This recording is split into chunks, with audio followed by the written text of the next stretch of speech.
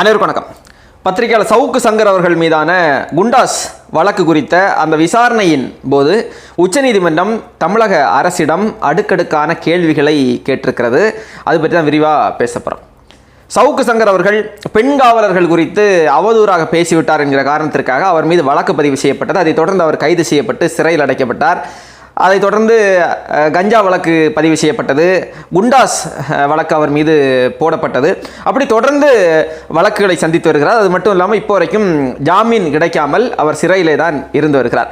சவுக்கு சங்கர் அவர்கள் மீது போடப்பட்ட அந்த குண்டாஸ் வழக்கை ரத்து செய்ய கோரி அவருடைய தாயார் ஏற்கனவே சென்னை உயர்நீதிமன்றத்தில் மனு தாக்கல் செய்திருந்தார்கள். அந்த வழக்கை விசாரணை செய்த மாண்புமிகு நீதியரசர் ஜி.ஆர். சுவாமிநாதன் அவர்கள் என்ன செஞ்சார்னா, அவரை அந்த குண்டாஸை ரத்து செஞ்சு அவரை விடுவிப்பதாக உத்தரவு போட்டார். அதே நேரத்தில் அதே அமர்வில் இன்னொரு நீதியரசர் அவர் என்ன சொன்னார்னா, இல்லை நம்ம அரசுக்கு அவகாசம் கொடுக்க வேண்டும் என்று சொல்லி அவர் ஒரு தீர்ப்பை வழங்கினார். இப்படி மாறுபட்ட உத்தரவுகளை ரெண்டு பேரும் போட்டதுனால மூன்றாவது நீதிபதிக்கு இந்த வழக்கு விசாரணை சென்றது.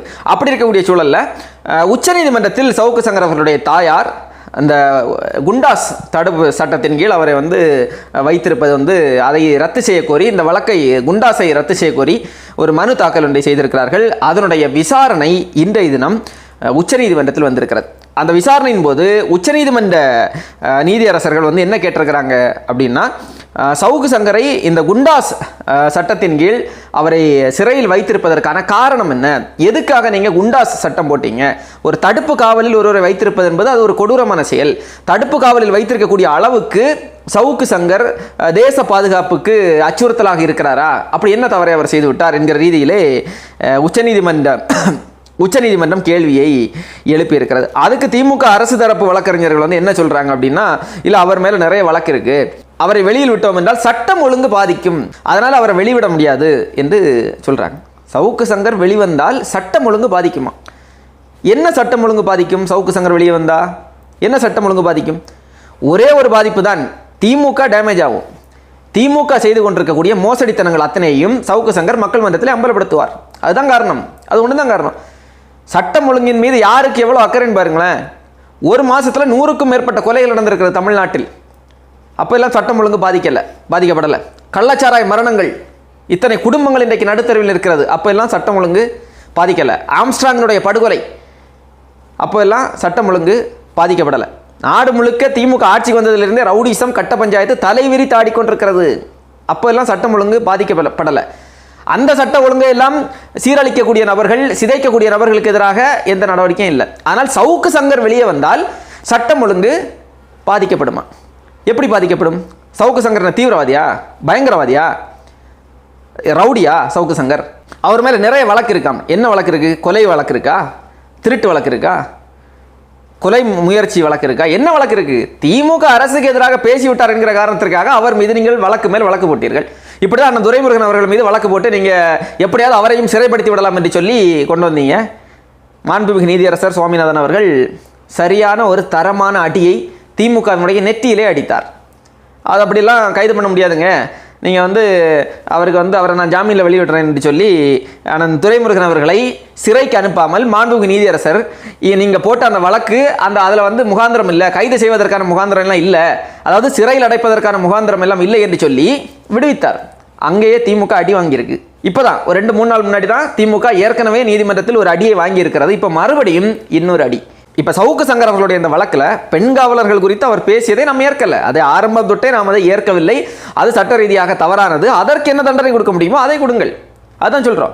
இப்போ மாண்புமிகு நீதியரசர் அவர்களும் அதை தான் சொல்கிறாங்க. என்னன்னா, அவர் செய்த அவருடைய நடத்தையை நம்ம மன்னிக்க முடியாது, அதை ஏற்றுக்கொள்ள முடியாது.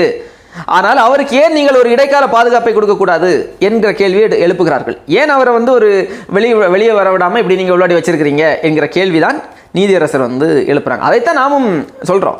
இப்போ அவரை பெண் காவலர்கள் மீது பேசியதற்காக நீங்கள் வழக்கு தொடர்ந்தீர்கள், அது சரி. அதுக்கப்புறமா போடப்பட்ட பொய் வழக்குகள், கஞ்சா பறிமுதல் செய்யப்பட்டது, அவருடைய வீட்டிலேருந்து கஞ்சா பறிமுதல் செய்யப்பட்டது என்று சொல்லி கஞ்சா வழக்கு, அவருடைய கை அடித்து உடைக்கப்பட்டது என்று சொல்லி அதை தொடர்ந்து நடந்த செயல்களை எதையுமே ஏற்க முடியாது. அது ஏற்க முடியாது. அது நீதியரசருக்கு தெரியாதா? நீதியரசர் அவர்களும் அந்த கோணத்தில் தான் இந்த வழக்கை அணுகிறார். இப்போ என்ன சொல்லியிருக்கிறாங்கன்னா, தமிழ்நாடு அரசு பதிலளிக்க வேண்டும் என்று கேட்டிருக்கார். வருகிற 18ஆம் தேதிக்கு வழக்கை ஒத்தி வைத்திருக்கிறார். அப்போது ஏன் எதற்காக சவுக்கு சங்கர் மீது நீங்கள் வந்து குண்டாஸ் போட்டீங்க, அவரை தடுப்பு காவலில் வைத்திருப்பதற்கான காரணம் என்ன, அவசியம் என்ன, தேவை என்ன என்பது குறித்து விளக்கம் கேட்டிருக்கிறார் அவர். தமிழ்நாடு அரசு விளக்கம் கொடுப்பார்கள். என்ன விளக்கம் கொடுப்பார்கள்னா இதுதான், சவுக்கு சங்கர் வந்து அவர் வெளியே வந்தால் சட்டம் ஒழுங்கு பாதிக்கப்படும் என்று கொடுப்பார்கள். சட்டம் ஒழுங்கு யாரால் பாதிக்கப்படுகிறது? திமுக காரர்களால் தான் இன்றைக்கு பாதிக்கப்படுகிறது. உங்களுடைய திமுகவினுடைய நிர்வாகிகளால் தான் சட்டம் ஒழுங்கு பாதிக்கப்படுகிறது. திமுக நிர்வாகிகளால் தமிழ்நாட்டில் பெண் காவலர்களுக்கே பாதுகாப்பு இல்லாத சூழல் தானே இருக்கிறது. அந்த சம்பவங்கள் எல்லாம் மறுபடியும் நம்ம பேசணுமா? திமுகவினரால் திமுகவினுடைய மகளிர் அணியில் இருக்கக்கூடிய மகளிர் அணி நிர்வாகிகளுக்கே பாதுகாப்பு இல்லை. இவர்கள் சவுக்கு சங்கர் வெளியே வந்தால் சட்டம் ஒழுங்கு பாதிக்கப்படும் என்கிறார்கள். எப்படி பார்ப்பது? இதை எதிர்கொள்ள முடியல. திமுக அரசை நோக்கி விமர்சனங்கள் வைக்கக்கூடிய நபர்களை எதிர்கொள்ள முடியல. கருத்தியல் ரீதியாக இவர்களை எதிர்த்து பேசக்கூடிய நபர்களை எதிர்கொள்ள முடியல. இதுதான் உங்க திராவிட மாடல் ஆட்சியா? இதுதான் திராவிட மாடல் ஆட்சி நடத்தக்கூடிய லட்சணமா? உங்க விருப்பத்துக்கு வழக்கு போடுவீங்க, யார் மேலே வேணாலும் வழக்கு போடுவீங்க, என்ன வழக்கு வேணாலும் போடுவீங்க. ஏன்னா காவல்துறை உங்களிடம் இருக்கிறது, அதிகாரம் உங்களிடம் இருக்கிறது. அதிகாரமும் காவல்துறை உங்களிடம் இருக்கிறதுங்கிற காரணத்திற்காக யார் மேலே வேணாலும் வழக்கு போட்டு தூக்கி உள்ள வைக்கலாம்னா இது ஜனநாயக நாடு. அப்படி செய்ய முடியாது. இங்கே நீதித்துறை இருக்கிறது, நீதிமன்றங்கள் இருக்கிறது. இது ஜனநாயகத்தை பாதுகாப்பதற்காக நியாயமான நீதியரசர்கள் இன்னமும் இந்த மண்ணில் இருக்கிறார்கள். அதனால் திமுக அரசு நினைத்ததெல்லாம் சாதிச்சிட முடியாது. நாங்கள் ஆளுங்கட்சி, அதனால் என்ன வேணாலும் செய்யலாம். எங்களுக்கு எதிராக நீங்கள் பேசி பாருங்க, பேசினா வழக்கு போடும். மிரட்டுகிறார்கள். இன்றைக்கு நீங்கள் இந்த ட்விட்டர் பக்கம்லாம் வந்து பார்த்தீங்கன்னா தெரியும், திமுகவினுடைய ஐடி விங்கை சார்ந்தவர்கள் மிரட்டல் தான், மிரட்டல். எப்படி பாஜக ஐடி விங் மிரட்டுகிறதோ அதே போன்ற மிரட்டல் அப்படியே பாஜக ஐடி விங்கினுடைய செராக்ஸ் காப்பியாக இருக்கிறது திமுகவினுடைய ஐடி விங். எதுவுமே எழுதிடக்கூடாது. எழுதினாலே உங்களுக்கு வந்து திமுக ஒரு சின்ன தவறை சுட்டி காட்டினால் கூட அது திமுகவை ஆதரிக்கக்கூடிய நபர்கள், திமுகவினுடைய விசுவாசிகளாக இருப்பார்கள் இல்லையா, அவர்கள் திமுக அரசினுடைய சின்ன சின்ன தவறை நியாயமான முறையில், கண்ணியமான முறையில், கொஞ்சம் நிதானமாக, அதாவது என்ன சொல்கிறது, தோழமை சுட்டல் என்பார்கள் இல்லையா, அப்படி தோழமை சுட்டினால் கூட கடிச்சு குதறி வைக்கிறது இந்த ஐடி விங். அவர்களை எல்லாம் உள்ள தூக்கி போடணும், எல்லாரையும் உள்ள தூக்கி போட்டணும், எல்லாருக்கும் குண்டாஸ், எல்லாரையும் சிறையில் போட்டணும், எல்லார் மீதும் வழக்கு, திமுக காரர்கள் மட்டும் வாழ வேண்டும் நிம்மதியாக. இது மன்னராட்சியா? மன்னராட்சியா இது? இது ஜனநாயக நாடு, மக்களாட்சி நடக்கக்கூடிய ஜனநாயக நாடு. திமுக வந்து என்னைக்கு அதிகாரத்தில் இருக்குது? இவர்களுடைய நினைப்பு என்னென்னா, இன்னைக்கு ஆளுங்கட்சியாக இருக்கிறோம், இன்னைக்கு மட்டும்தான் ஆளுங்கட்சி, என்னைக்கு ஆளுங்கட்சியாக நீங்கள் இருக்க மாட்டீங்க. இன்றைக்கு நீங்கள் எதையெல்லாம் உங்களுக்கு எதிரானவர்களுக்கு செய்கிறீர்களோ நாளை அது உங்களுக்கும் நடக்காது என்று என்ன நிச்சயம் இருக்கிறது? என்ன நிச்சயம் இருக்குது? கடந்த அதிமுக ஆட்சி காலம் இருந்ததுங்க. அதிமுக ஆட்சி காலம் அது வந்து நல்லாட்சிலாம் நம்ம சொல்ல மாட்டோம். நிறைய நிர்வாக சீர்கேடுகள் நடந்தது, தவறான ஆட்சி முறை, ஒரு கொடுங்கோன்மையான ஒரு ஆட்சி முறை தான். அதில் எந்த விதமான மாற்று கருத்தும் இல்லை. அதுக்கு மிகச்சிறந்த உதாரணம் தூத்துக்குடி துப்பாக்கிச்சூடு, ஜல்லிக்கட்டு போராட்டத்தில் மாணவர்கள் மீது நடத்தப்பட்ட தடியடி, இப்படி நம்ம சொல்லிட்டே போகலாம். ஜெயராஜ் ஃபெனிக்ஸனுடைய அந்த படுகொலை, இப்படி நிறைய சம்பவங்கள் நடந்தது அதிமுக ஆட்சி காலத்தில். ஆனால் அதிமுக அரசை எதிர்த்து பேசினார்கள் என்கிற காரணத்திற்காக எல்லாம் இந்த அளவுக்கு நடவடிக்கைகள் எடுக்கப்படவில்லை. குறைந்தபட்ச ஜனநாயகம் இருந்ததுங்க. ஆனால் இந்த திமுக ஆட்சிக்கு வந்தபோது என்ன சொல்லிட்டு வந்தாங்க? நாங்கள் ஜனநாயகத்தை பாதுகாப்போம், கருத்துரிமையை பாதுகாப்போம். பாஜக அரசு, மோடி அரசு கருத்துரிமையை சிதைக்கிறது, ஜனநாயகத்தை படுகொலை செய்கிறார்கள். அவர்களிடம் இருந்து ஜனநாயகத்தை நாம் பாதுகாக்க வேண்டும் என்றால் திமுகவுக்கு வாக்கு செலுத்துங்க, நாங்கள் வந்ததும் அப்படியே கருத்து சுதந்திரத்தை எல்லாம் பாதுகாத்துருவோம், ஜனநாயகத்தை பாதுகாத்து விடுவோம் என்று சொல்லி ஆட்சிக்கு வந்தவர்கள், ஆட்சிக்கு வந்த நாள் தொடங்கி இப்போது வரைக்கும் யாரெல்லாம் இவர்களை எதிர்த்து பேசுகிறார்களோ, இவர்களுடைய நிர்வாக சீர்கேடுகளை தட்டி கேட்கிறார்களோ, சுட்டி காட்டுகிறார்களோ, அவர்கள் அத்தனை பேரையும் மிரட்டி கொண்டிருக்கிறது திமுக அரசு. மிரட்டுகிறது. தமிழ்நாட்டில் இது போன்ற அரசியல் ஒருபோதும் நீடிக்காது, நிலைக்காது. 10 ஆண்டு காலத்திற்கு முன்பு திமுக எதை செய்ததோ அதை தான் மறுபடியும் செய்து கொண்டிருக்கிறார்கள். அதை நீங்கள் செய்யுங்க. ஆனால் அது நீங்கள் மட்டுமல்ல, இங்கே உச்சபட்ச அதிகாரம் படைத்தவர்கள் நீங்கள் அல்ல, உங்களை தாண்டி அதிகாரம் படைத்த நீதிமன்றங்கள் இங்கே இருக்கிறது. இது போன்ற வழக்குகளை, பொய் வழக்குகளை, அவதூறு வழக்குகளை, அரசியல் பழிவாங்கும் நோக்கத்தோடு நீங்கள் போடக்கூடிய வழக்குகளை எல்லாம் நீதிமன்றம் தட்டி தள்ளும். நியாயம் இல்லாத பட்சத்தில் நியாயத்தோடு நீங்கள் போடுங்க. இதுவரை எத்தனையோ குண்டாஸ் போட்டீங்க இல்லையா? அரசியல் காரணங்களுக்காக நீங்கள் போடப்பட்ட குண்டாஸ் வழக்கில் எத்தனை வழக்குகளை உங்களால் நிரூபிக்க முடிந்தது? குற்றத்தை நிரூபிக்க முடிந்தது. எத்தனை வழக்குகளில் குற்றத்தை நிரூபித்தீர்கள்? ஒன்றும் இல்லை. அதுபோல் தான் இந்த வழக்கும். இந்த வழக்கு நிற்காது, நமக்கு தெரியும்.